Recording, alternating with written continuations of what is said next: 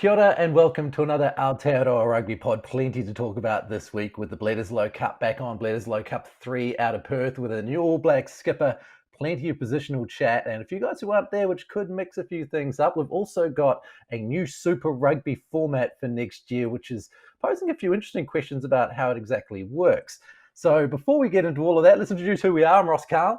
Of course, down in Christchurch, we've got Bryn Hall and we've got James Parsons in Auckland. Boys, it is test match weekend. James, first after a couple of weeks with no rugby, you are fizzing. Oh, mate, I'm always thinking there's a bit more code on.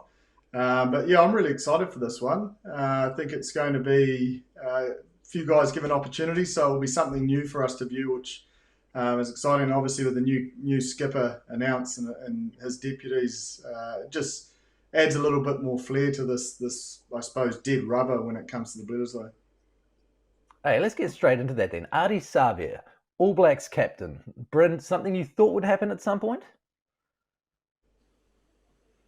Well, he's one of the most experienced guys, and then if you're talking around captaincy, you want to select guys that are going to be on the field. That would be probably the first guys that you pick in your team. And so, with how Ardie's been going and the position that he's been playing and how well he's been playing, he's probably warranted around selection every single week. So, I think first and foremost, that's important for your captain to be able to be selected around that. And then also, he's done a great job with the Hurricanes as well. So he was obviously the captain this year and had a lot of learnings and grew as a leader in that. And the best thing about that, he's got great deputies behind him with Bodie, who's almost a centurion All Black, and Brodie Retallick, who's come in real nicely. So, but possibly, I thought maybe Cody Taylor possibly could have been an option, but he's probably the only other guy that I thought might be in the reckoning. But look, I think Ardie's warranted on his selection, how he's played this year and in the All Blacks.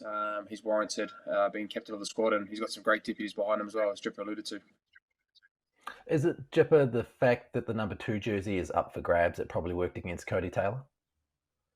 Yeah, potentially, but I think if you look at the leadership group, I'm not too sure the makeup of it, but you've got Whitelock, Coles, Richie, and Aaron away. It seems a really good fit with Ardie because he'll play 80. He's got some captaincy experience, which he's been pretty successful. I remember all of us talking about his performance against the Crusaders when he did his knee down the sideline, how he sort of fought on for a bit and the way he led and galvanised his group that day. Although they lost with a Dave Havili drop goal, they put up a massive fight off the back of a really tough week the week before. So he certainly knows how to galvanise his troops, which I think is one big plus. The other big plus, I thought his ref management was really sharp during Super Rugby. And that's not always an easy thing to do, and it's quite a crucial aspect of captaincy. So I'm really excited for him in that sense, the way he approaches refs with respect, but also gets his point across. And then finally, I think his two deputies will really help him in that game management. Brodie will obviously become the line-out leader without Sam there. And then, Bodie being at 10, he's your game driver, he's your general, and it'll take that pressure and ease off having two players like that with experience behind you helping with those decisions when it comes to penalties. And a classic quote from Ardie too, that he searched the media to see if he'd done anything wrong when he got a message from Posy. I'm not sure many All Black captains have done that before they've been named All Blacks captain, but it might speak to something about Ardie. He is a heart on his sleeve guy and has been getting more and more so like that. You see him standing up for the rights of Pacific Island rugby players especially, and he's quite vocal about relationships within the media. I think of Sam Cane as probably also a very honest person in public too. It seems to be a movement, Bryn, for the All Black skipper. We're seeing people who are maybe quite more emotionally honest with the public than in the past. Yeah, I think it is, and I think it's a great characteristic that Ardie has, and I think it's pretty powerful as a captain, especially being an All Black captain, to be able to give out those messages and be true to that. So there's different types of leaders. I think Sammy's a great leader in that sense, but it obviously has different leadership styles that are a bit different to Ardie. So I think collectively, I think the leadership group is really great, and I think what Jip said around Brodie and Bodie being able to take away the game management role, and Ardie can really focus on that those characteristics you said, because I think it's a real powerful tool that he has, and it seems to galvanise his troops. You look at the Hurricanes and the way they really rally behind him, and the messages that are given throughout not only the coaching staff but the players. there's a really big, massive support around him. So I think it's no different in that All Black environment. He's been there for a long time now, and like we said, he's a guy that you put in the team first, and hence the reason why he's probably been selected captain as well, due to his form and how well he plays. So I think it's great. It's a great initiative, and it's great for Ardie to be able to put those messages out and be real comfortable around doing that as well. No, I was just going to say, like, I think it's a society change and shift. Like, we're wanting people to be more vulnerable and open about their feelings, and just like anything, when things are going through change, you need those leaders to, I suppose, empower others to make it normal. And I think all the All Black captains are normalising behaviours that we're wanting to see in society, and young men and women to follow. So I think it's a great shift, and he's certainly one of the more vocal ones. Yeah, it was very moving to see him talk about his parents on the news. There was obviously means a lot to him and a lot to his family. Beauden Barrett is another major talking point for this weekend. This is a talking point the podcast loves. Moonga versus Barrett. It's almost a weekly chat. This is Beauden's big opportunity to reclaim that 10 jersey. It hasn't really been his since 2018, has it? So let's put forth some arguments here. Jibber, are you expecting Beauden to step up now and reclaim this jersey and be the guy who just doesn't give it back? I don't think he should put that sort of pressure on himself. Let's make no bones about it. Richie's made every post a winner. I think more in particular this year, he's really looked comfortable and taking control of the All Blacks' attack shape and I suppose kick strategy. So I don't think Beauden needs to put that necessary pressure on himself. I think the big key for Beauden is really putting some pressure on his forward pack to deliver a platform. Set piece being a top quality ball, whether it's line out or scrum, and then winning the breakdown collisions, because we know if Beauden gets fast ball, quality ball off set piece or breakdowns, he can play that flat and fast game, which is really hard to defend. If you don't have time to set as defenders, his pace, he can take you on the outside or take a gap on, but also because of that threat, the defence is probably going to be a little bit tighter in that area, which will create space either through the midfield or on the width. So I think there's a big onus on numbers 1 to 8. And I always say it, I truly believe that's where the game's won and lost, with the tight 5 at set piece time, and then the loosies at the breakdown time, to allow guys like Beauden to be able to play instinctively and just play what's in front of him. I certainly don't think a man of his experience is going out there to put that sort of pressure on himself, but also force anything either. He'll play what he sees and do what's right for the group. But as you know, Bryn, in your duel that you've had for that number 9 jersey at the Crusaders over a long period of time, you guys have been going at it. You got to take your opportunities when they come up. Yeah, you do. And I think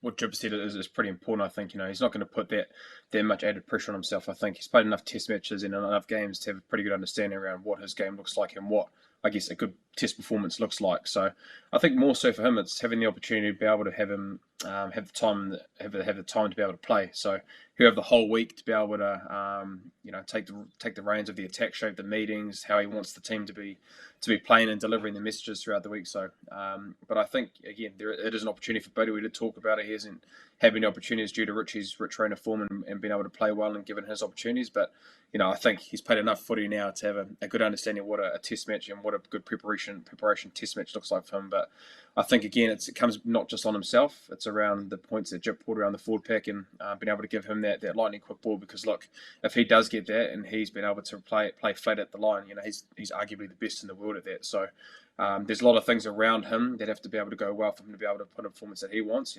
The likes of we talk about David Havili and Richie Wonga's combination, because he gives him that confidence around what he needs to see and hear and communicate. So if Davey's at 12 or whoever's at 12 and 13, the communication skills that they do give to Beauden to be able to see the space in front of him, whether that be his running game. He also has a great variety of kicks in his game. We saw in those test matches that he has played, he doesn't mind putting those little kicks in behind, especially with line speed teams, and he's also got a great crossfield kick as well. So there's a lot of things in behind the scenes that need to go well for him to be able to play well as well. But I think, look, he's played that many Test matches. It wasn't that long ago that he was, a two-time rugby best player in the world. So you don't lose that, but he's given an opportunity that he'll be able to take probably with full hands this week. I think, the fact that he's got a couple of weeks as well, it's not just this week and all the pressure around he must deliver, must be an outstanding game. And, he knows he's got a couple of weeks of a run in 10, and I think that will relieve a lot of pressure as well. And also, I think the points Bryn made around who's outside him, there's some different voices, and that might be able to ignite other parts of his game as well. And one of those, none other than Damien McKenzie, if he stays at fullback, I'm really excited to see the dual pivot role with Bodie and Damo. And I know they're great mates off the field. They love their golf together. So a little bit of a mojo between those two, I think, will be exciting in terms of relieving that pressure off Bodie. Not always having to be first receiver and, not always having to find that kick space in behind. If you're talking around giving guys opportunities, and if, Bodie's going to be at 10, it might be a great opportunity to have Geordie at fullback as well, possibly of having him at fullback. So if you're talking around combinations, yes, Damo's been unbelievable this season, but you're talking about that brother combo. You don't really need a lot of time in the saddle to be able to have a good understanding around how people play. So I think, I think they've played, like they've played together this season. I'm just thinking, like, I'd love to see him and see how he goes. Like, I think Geordie's worthy of potentially moving back to fullback, but I just hope for that sort of consistency and not having too much change. There's already a lot of change to the team. And I think where they can and keep people in those key positions, I think keeping that sort of similarity for guys coming in with these opportunities, it probably just gives a little bit less of a disruption. Or you look at it the other way, like you're saying, Bryn, you just change it all and give guys opportunity. Well, the only reason why I say that is because, like, I 100% agree with you. It's just more so that, like Geordie and Bodie, they know each other inside out. So you talk around, like, if they did have a change, it actually just wouldn't be that much. You would say if he wasn't his brother, then obviously they haven't played a lot of time. But the fact that they know each other inside out, I don't think it'd be a big shift. I'm going to get into it. Would that be a strong argument for TJ Perenara being the starting halfback this weekend then? Oh, yeah, possibly. I think for me, Brad's played pretty well consistently when he's given his opportunities. He played that Tonga game, and yes, obviously the Tongans weren't up to what the Australians or what he's going to be going forward with the South Africans and Argentinians. But Brad's played well in Super Rugby now as one of the form halfbacks in the competition, and that's nothing to say against TJ. But if he warrants it on around the performances that Brad's put throughout the year, I'd probably say that Brad's probably a better front runner in that department. And more so, is the fact that he's very similar to Nuggie. He gets the ball out very, very quick. Is a pretty good, has a good running game when given the opportunity when it's quick ball. And so that kind of like for like is pretty similar with Brad and Nuggie. But obviously TJ hasn't played enough, and you talk around opportunities. They've seen enough. Maybe they might have seen enough of Brad, and now it's a good time to give TJ an opportunity. But I think again, TJ does play really well off the bench, and he's done that a lot of times in his Test matches that he had in his duration of his career with the All Blacks. So, but for me personally, I think Brad's warranted of that, just due to the fact that he's played so well in Super Rugby Aotearoa, Trans-Tasman, and against the Tongans. But again, TJ does need an opportunity because he hasn't played a lot of rugby. So look, they could go in that direction as well. You agree, Jipper? Great points, Bryn.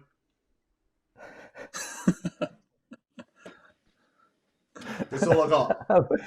Believe it or not, that's all I got. Excellent. So Brad is signed through to 2023, which is, a good look for New Zealand rugby. Got their three top halfbacks all there through to the next World Cup. Well, currently the three top halfbacks. Is that a lay down as there? Are they all locked in, Jipper, do you think? Or do you think that there are other contenders who might be able to knock them out of those three spots? Because we usually see three halfbacks at a World Cup. Yeah, look, I think the one thing I love about Brad is he backs himself. You've seen him come back. He fell out of the All Black mix after his debut, but he's fought his way back through, determination in his performance and delivering on that performance, time and time again to, I suppose, not be ignored. And the other thing is I love what his teams mean to him, and one of his big reasons for staying is to get a hundy for the Chiefs. So I think all those things factoring in played a part, and because he's got that belief in his game, he believes he'll be there at World Cup time. But let's make no bones about it. That's probably one of the harder positions that will need to be chosen. You got Aaron there, you've got TJ, you've got Brad. We know we've got Flau Fakatava, who's going from strength to strength once he's back from his ACL injury. Mitch Drummond's been with the All Blacks. Bryn's been fighting out with him. It's one position where you can just keep going on. And then now we've got Finlay Christie, who's sort of popped up and taken every opportunity he's had in that black jersey to warrant contention as well. Like, we can't just think it's a given, I don't think. And then there's the curious case of Te Tuiroa Tahuriorangi, formerly the number 3 halfback, and now he's left the Chiefs and he's made his way to your patch, Brynner. That's a pretty good addition for you guys as a third halfback. Oh, look, I think anytime you get a guy of that caliber coming down to not only the Crusaders but any team, it's a blessing. And look, I think I've been very fortunate enough to spend a lot of time with Triple T in the Maldives environment, and look, it could just be it's a great opportunity for him. I think was obviously at the Hurricanes at first as a young fella and learned under TJ a lot those first couple of years, and then went down to the Chiefs, and then was with the All Blacks, and like you said, was the third halfback for a time there, and then. Unfortunately, Brad's played really well the last couple of years, and they went hammer and tongs. And then I think Savea rose in and around that environment and played a lot of rugby last year in that back end of that Trans-Tasman season. So I think it's very. I'd look at my experience. When I came from the Blues, played the first part of my career there, and then took a change and an opportunity to go somewhere else and really grew my game. And I felt like going down to the Crusaders was a great environment for me, and it really helped me. So I look at Trip. It's a great opportunity for him, and look, we love being able to have a competitive environment. Ardie and Ardie was there for 4 years, who came through the under-20s program and grew his game. And just due to the fact that Drummy and myself, we push each other every single week. It kind of didn't happen for him, but possibly it could be another opportunity for him in Moana Pacifica, possibly. But look, I really enjoy Triple T every time I've had time with him in the Maldives. He's a great kid, and look, anytime you can add depth to that position, especially in All Black, and you can bring him into the environment, it's going to be great for us as halfbacks in our environment, but more so for our team as well. And he's a different player. He's a different player to Drummy and myself, and I think it's important to have different strengths and different ideas as a halfback. And Triple T definitely has that difference when it comes to him being a halfback as well. I think as well, if you watch him during the first 2 rounds of Bunnings NPC, he's certainly still got the touch. He set up a great try down the blind side through vision of the backfield, but also the shortness of the defence. And it was instinctive. His winger react off him and he put him away. So he's definitely still got plenty to offer. And I agree with Bryn. I think maybe a refreshing environment, an environment that drives hellishly high standards. And he's got 2 halfbacks that are the most competitive men I've ever met, going toe-to-toe, trying to get back in the number 9 jersey of the Crusaders. So I think it'll bring the best out of him, and it'll put him in good stead, because some of his skill set other players can't do, and it's naturally just comes naturally to him, especially in and around that breakdown and some decisions he makes around there. Yeah, the twists and turns of a professional rugby career, it's a sport where, when you watch from the sideline, Bryn, you can just never really know how a player's career is going to pan out. A few years ago, it was like, wow, this guy's made a debut in Nelson for the All Blacks. There was that haka in the crowd. There were all these things going on. It was like, geez, he could be here for a while. They really believe in him. He was kind of like the new Usai Toiava, the latest kind of person that they wanted to bring up. And it's such a unfriendly career in a way. Oh, it is, and I think it's professional. It's professional footy. It's a professional environment. It's you're at the top 1% of the country, especially New Zealand. If you talk about your dreams, really, if you're a Kiwi kid or woman growing up, especially now, it's to be an All Black or to be playing professional rugby. So I think I look at Triple T is the example that we're using. Look, sometimes you get things at very early of your age, and look.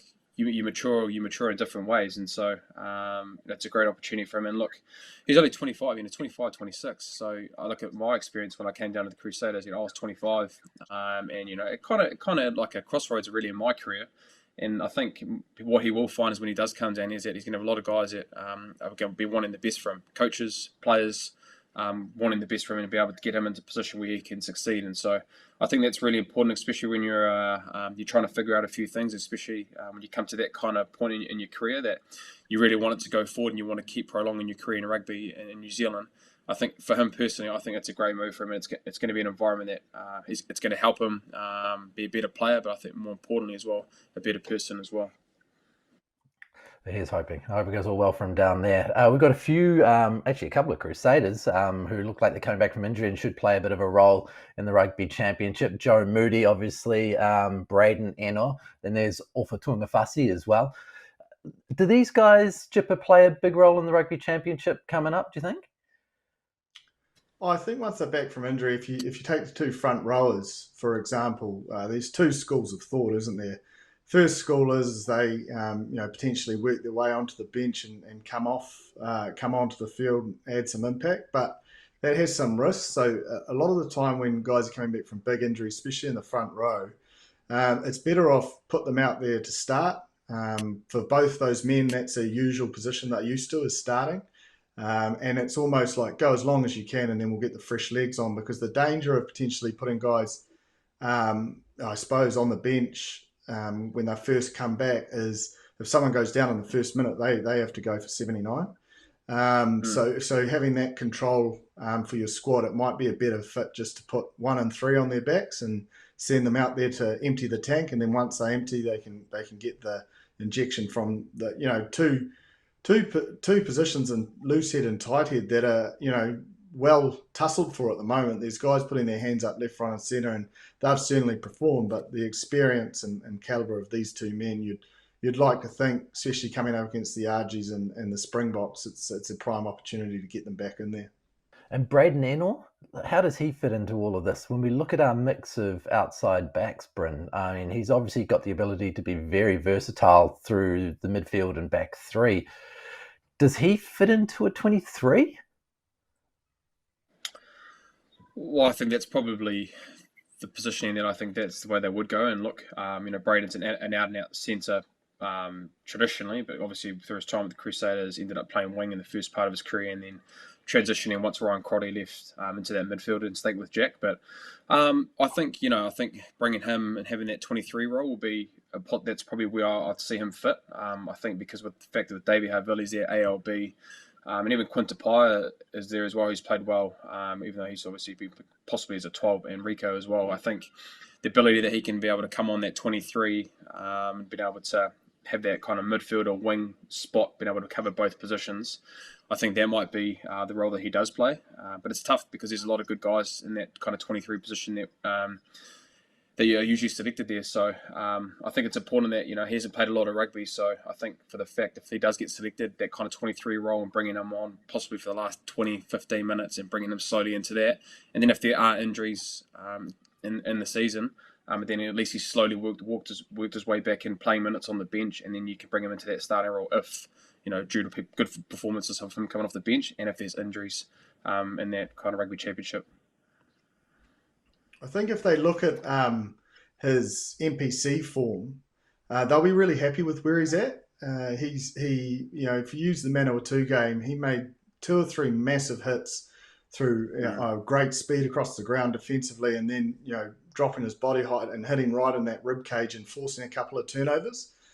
So defensively and I suppose minutes of physicality under his belt, I think he's in really good stead. He also hit a really good line and gave a great offload in contact that sucked in multiple Manawatu defenders that freed up Josh Mackay to set up a try for Shea Fihaki. So his skill set and his touch and his ability to win collisions was a level above at NPC level, which is what you expect of your All Blacks. So I think from what they watched, they'll be really confident and comfortable to put him out there in the 13 jersey if they had to. Yeah. The Aussies could bring out Quade Cooper from what I'm reading as well. So we could see some interesting selections over the next few weeks. What do you guys make of the idea, based on his experience, his leadership, what he's done in camp with Dave Rennie, that Quade Cooper could be the number 10 or at least coming off the bench in a first 5 role for the Wallabies this weekend? I think the bench role would be great, because I think we've talked about Lolesio a lot on this podcast, and I think anytime you're a 10, and look, he's obviously had a few rocky performances just due to how great the All Blacks have been playing, and especially defending. It's been tough, but I think the more time that you can get on him, and we talked about Bodie having more time to train as a 10 in the next couple of weeks. They've been training over in Australia, so being able to have him and being able to continue his growth around controlling the team and getting the attack shapes right, and growing yourself as a leader within that squad. I think it'll just be continuing to keep playing him. And look, if it doesn't go how things you want in the first 50 minutes in the test match, then you've got a guy like Quade that you can bring on, which you know what he's going to do around his experience and how many test matches he has played in. You know what you're going to get with Quade. So I just think, sticking with Lolesio and having the guys around him that he's been used to playing with, so whether that's an inside pairing with Tate McDermott, who's played really well in the first part of this rugby championship, or you want to go with a bit more experience with Nick White, and Jake Gordon's obviously played. But I think the guys outside him that they do pick, who they do continue to pick, is that the guys that he's used to playing with and used to be able to have those combinations to feel confident with. So I think they will take the learnings around how they have played the first 2 test matches against the All Blacks and the Bledisloes, and so it's been able to have those review processes and then been able to implement what they think is going to be best for the 3rd test match. So I think sticking with Lolesio is really important for the development going forward, especially with the World Cup in a couple of years' time. Being able to get him in pressure situations and games like they are at the moment is really important for his development. There's another option, I suppose there's another way of looking at it, in the sense that Quade could potentially, if he gets in that 10 jersey, he could line up as the experienced back to connect with, a Paisami and an Ikitau at 12 and 13. Or it's, you keep Lolesio there because he's your future and you're working towards 2023, and you might as well keep backing him because, to be honest, some of his game has been, top class. A couple of grubbers in behind that set up tries.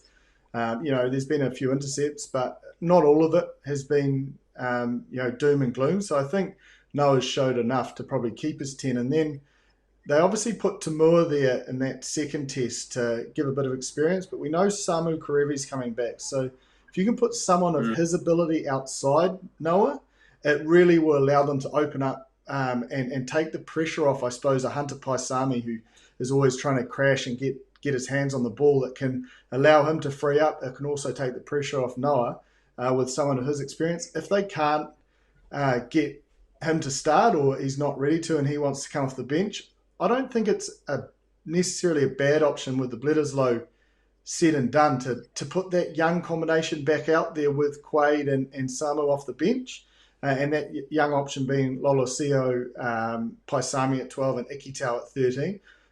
Because we saw the defensive pressure of those 2 young men really put the All Blacks under pressure in that first test at Eden Park. But it also, again, sticks to the way Dave Rennie builds his squads. He really does back his youth to deliver. And I really like Ikitau, and I know he's dropped back to the bench. I thought he was great in his opportunities. So there's a number of variations they could go with, but I think it'll be the way they're thinking around managing the game, experience, pressure, dealing with that, and how it shapes up, I'm not too sure. But I think he certainly has a place to play, whether it be an opportunity to start and an opportunity off the bench, because we know the style of coach Dave Rennie is. If you're nailing it at training and you're putting pressure on, he will reward you. Is game management, Bryn, the place that the Wallabies need to lift the most in Bledisloe 3? Oh, I think so. I think probably the things that I've looked around Australia, the things that they probably want to look forward, and the key things is, dealing with the pressure of the line speed. So, you look at probably the first 2 test matches in the Bledisloes. They gave away a couple of intercepts around the bridge passes. So you'd like to think that Dave Rennie and the attacking structures will be able to have a solution to be able to do that. And so, a solution that possibly could be, we talked about how do you beat defensive line speed. You can put attacking kicks in, and they did that early on in the second test match, being able to put it just in behind off the lineouts. And then also, even with Lolesio, putting in a crossfield kick for a try for Callaway in that test match as well. So, but I think probably the growth that they need to do, especially around the edge, has been how do they get it there. And so at the moment, when they're given those long bridge passes, they're just a flat 4, and so there's no animational. It's a real easy for defenders to be able to pick it up if it's just a flat 4 line or flat line, because who's in front of you. So I guess one of the solutions that they could do is being able to get a stack formation, being able to get someone that can run a hard line or a block runner out the back. So all that does, if you've got that kind of setup, it makes your wingers, especially if they're playing high like the All Blacks have with Sevu and who's the other winger, and Will, it gives them a kind of it checks them a little bit, and they're being able to go for the ball. Because I think if it's at flat forward, it's easier to pick it off. But if you've got a bit of animation and trying to manipulate and suck them in with their defenders, it might just be that split moment where you can hold them a little bit, and then the bridge pass might be on. Or if you do hit the short ball option, then you'll be able to go forward. And then the next time they get that opportunity, they might be thinking, are they going to be able to play the short ball, or are they going to hit the bridge ball, or they kick as well? So I think that's one of the things that you'd like to think that the Australians have tried to find a solution around, because too many times they've had a lot of ball in possession, and Jip's brought it up a lot around, they've hit in most test matches, even in the French series, they had a lot of ball, but they weren't getting the pay out of that. So being able to implement that kind of style when they can go through and not giving away such easy points to teams, and then also their kicking game. Being able to get that balance in that kind of no man's zone around 40 metres of both side of their half, and being able to build pressure in different ways, because they are holding on to the ball. But I think when they are putting those turnovers, the click attack of the All Blacks has been world class in it, and it always has been. So I think those are the two things that they probably need to rectify, and you'd like to see some big movements in that kind of play there. Yeah, for me, I think there's two key areas. First off is set piece. Like, they've got to nail their line out if they're going to the corner. They miss too many opportunities in both tests going to the corner when the game is in the balance, none more so than that line out not straight in the second test when it was really tight. They need to be rewarded. They need to find a way around the All Blacks line out defence. Whether that is opened up potentially under less pressure with Sam Whitelock being at home. But I think, you saw Brodie at the front there, always getting up. Scott has the ability. We've seen it at Super Rugby, and we know Paddy, who is the top line-out steals of Super Rugby Trans-Tasman. So I don't think there's going to be too much relieving pressure in that sense. So they need to find a way of winning the ball in good positions, not always just at the front, being able to manipulate to open up the middle and back. And secondly, I think they need to start the game to their strengths, and their strengths that they've shown over the last 12 months, I believe, is when they play off 9. Nick White did it at Eden Park the year before, and we saw Tate McDermott come into his own. And the reason why I say that is that's going to adjust the All Black defence. So if there's 9 running around, it slows that line speed. And if they get some in behinds, they just keep going there, keep applying pressure in that heart space, and then that's going to relieve the pressure on Noah or Matt Tamua from those big cutout ball intercepts, because the defence will be on the back foot and they won't have the ability to get the jump or be connected as well with their insides, because the insides are having to slow their foot speed with their weary nature of 9s running. So I think that the sooner they start their game on the basis of that, it'll create opportunities to bring Lolasio's skill set into the game, or Cooper's, whoever it is. But if they make those dents with McDermott or White at 9, I think it'll set them up for that game management of the whole 80 minutes. With all that said, Jipper, and the fact they're at home and have a relatively good history in Perth, could there be a win for the Wallabies this weekend, or is that a step too far for a team that's looked a little bit off the pace in comparison to the All Blacks in the last couple of tests? Oh, I think you'd be silly to take a win for granted, and I certainly know the All Blacks won't be. I think it was 21-15 or 22-15 when that not straight was thrown in the second test, and they're right in the mixer there. We know there'll be a physical presence around the breakdown, but they will have to clean up a lot of errors. They gave too much to the All Blacks through turnovers or unforced errors like the intercepts. And if you give a team like the All Blacks those opportunities, you're always going to struggle to win because you're making it all too easy for them. So they will need to shore up some areas, but we know they're capable of it. They've shown it before, especially when they get back to home in Perth. I think it was Scott Barrett got a red card last time, which put the All Blacks under a lot of pressure. Not saying that's the reason they lost that test, but it enabled the Wallabies to get on top. So if they can be really honest in their discipline and providing a good platform, and then making their tackles. Probably the best way of winning this test is not allowing the All Blacks to score as many points as they have in the past, because they've shown they have actually got the ability to chip away at some points as well. So let's look over the Tasman still and the new Trans-Tasman Super Rugby. We're seeing another format of the way that this is going to go, of course, with the inclusion of Moana Pacifica and the Fijian Drua. This is going to be a different competition with a full round robin format, 12 teams, except you're going to play two teams 3 times and the rest of the teams once. Then we've got a quarterfinal format, a classic quarterfinal format, 1v8, 2v7, etc., a complete knockout format. It's an interesting change in direction for Super Rugby. It's a competition over the line to work next year. Bryn, do you like the look of it? I think Jipper's probably the man to ask in this probably department. But look, I think I'm retired, mate. I think for a man that works behind the scenes, you talk around working behind the scenes, mate. It's you're probably the perfect person to ask. But look, I'll give this a go. Obviously, the first about hearing it. So, look, I think the fact that there is a 1v8 concept, I do like, and I think probably in the past what we didn't like is talk around New Zealanders, is the 1v8 system that have the conference systems with 1, 2, and 3. It didn't matter if you topped your conference, you'd end up winning and end up having that home advantage. Whereas I like this kind of 1-8 format, the best 1 to 8 based on your point system. It doesn't matter who you are and what conference or where you're from. It's nice to have that certainty, and so you're going to be rewarded on how many games you do win and what you finish on. So I do like that. And then also you get to play everybody once. Everybody once. Is that right, Jup? You play everybody once? Is that the Yep, cool. You play everybody once, so I think we've talked about that previously, just within our environments around having that kind of old Super 12, Super 12 kind of format of playing everybody once and making that fair. And yes, they're going to be 3 additional games on that, but I think anytime you do get to have the opportunity to play everybody once, it really is a true competition because you get to play everybody once and test yourself against everybody. So. Those are probably 2 things that I do like, and it comes back to kind of the old school of the Super 12 of being able to play everybody once, and then there will probably be derbies, I'm presuming, with those 3 additional matches for able to have consumers and us as whatever conference you are in, where you are in the world, it kind of is fixated towards your kind of people and how you guys play as a rugby nation.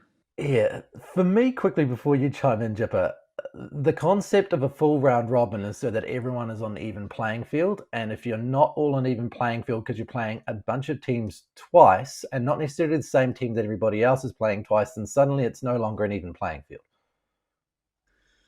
Oh, look, I think if you use the NRL as an example, it's been working pretty well for a number of years. They play everyone once, and then there's a number of teams they play twice. And it's just randomly selected. And I don't think any of us would say that product is, unclear or unfair in any sense. So it's not a hell of a lot different to that, the way I see it. I'm really for playing everyone once. That probably takes all that out of it.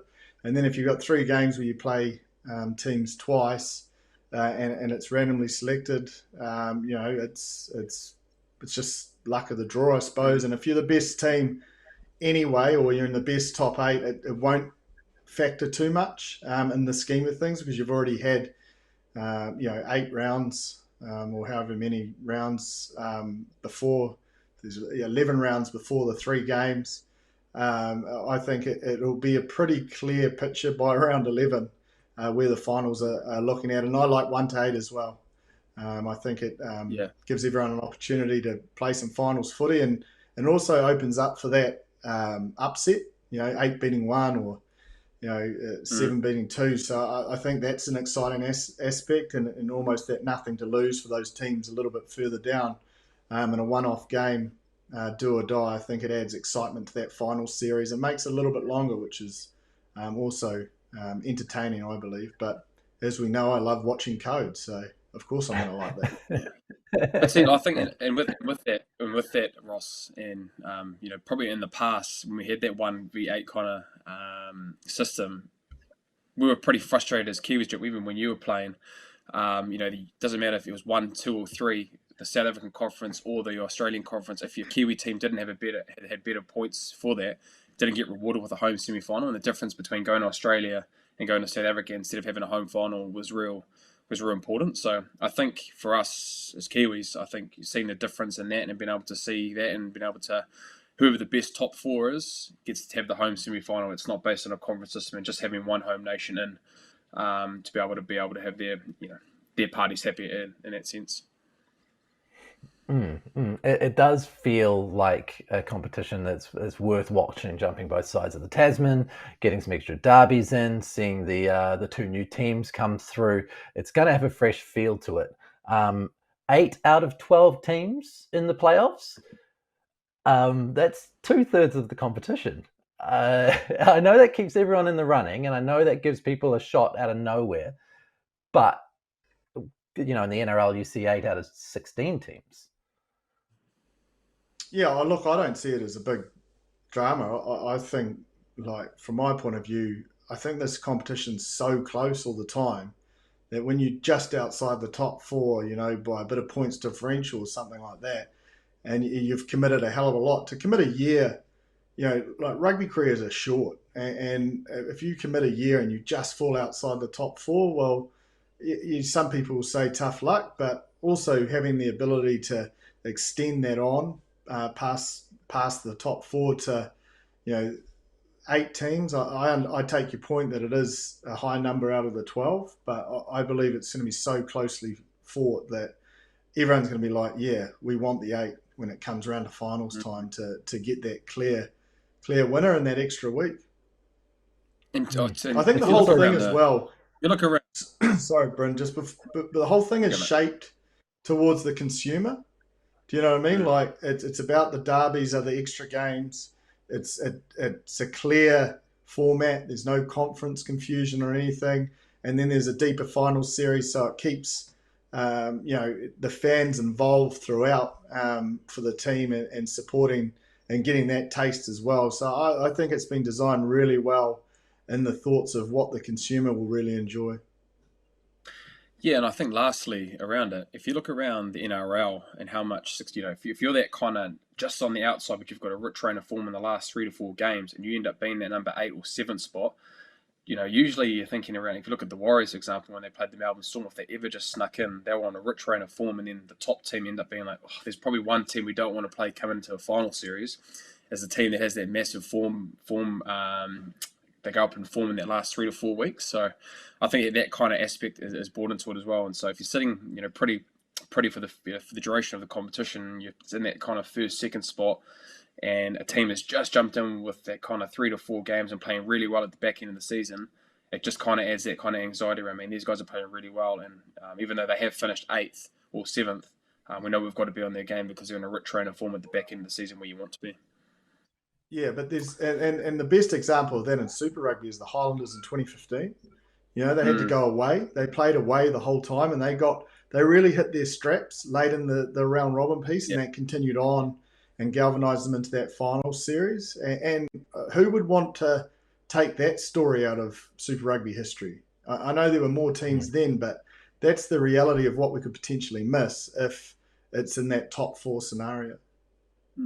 Yeah. You need some fairy tales here and there, don't you? Absolutely. That's what we watch sport for, isn't it? Yeah, well, mostly there's no 30 for 30 documentary made on an outright winner that's just destroyed everyone. For 5 years running. Yeah. It's saying that. Still waiting for it. It's not coming, mate. We love a dynasty, though. We love a Federer. We love a Tiger Woods. We kind of love the Crusaders a little bit, don't we? Apparently not in New Zealand. Well, to be fair, I think dynasties, are those sorts of places ever going to let the camera crews in? Because they like to keep their secret juices quite tight. You look at the Storm. You look at Queensland when they went on their run. You look at use the Crusaders here. I don't think a TV camera would be allowed in, would they, Bryn? I think only for Razor, really. The TV camera's only there for Razor, so I think possibly his dancing would probably be a 30 for 30 by itself. So, yeah, you're right, though. It's good. We wait with bated breath for that Crusaders documentary. In the meantime, maybe we can get a Blues documentary next year for the great title victory. Oh, mate, wouldn't that be a treat? Back to 2 back. in a row for the Blues. Back to back in Trans-Tasman Super Rugby. Wow, that would be amazing. I can see the grimace on Bryn's face now. It's just not going to happen, is it? Oh, it's well deserved, mate. They won the competition, so they were very deserving. So yeah, good documentary it'll be, man.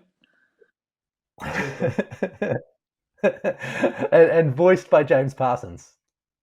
Oh, narrator. No, you don't want that.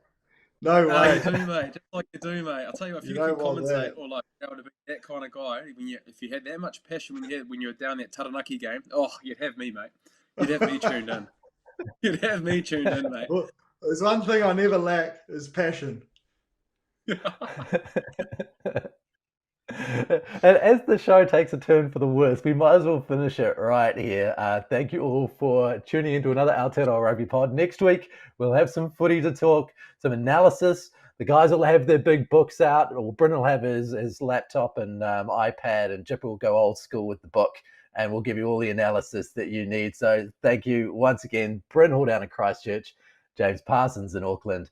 This was the Aotearoa Rugby Pod. See you next time.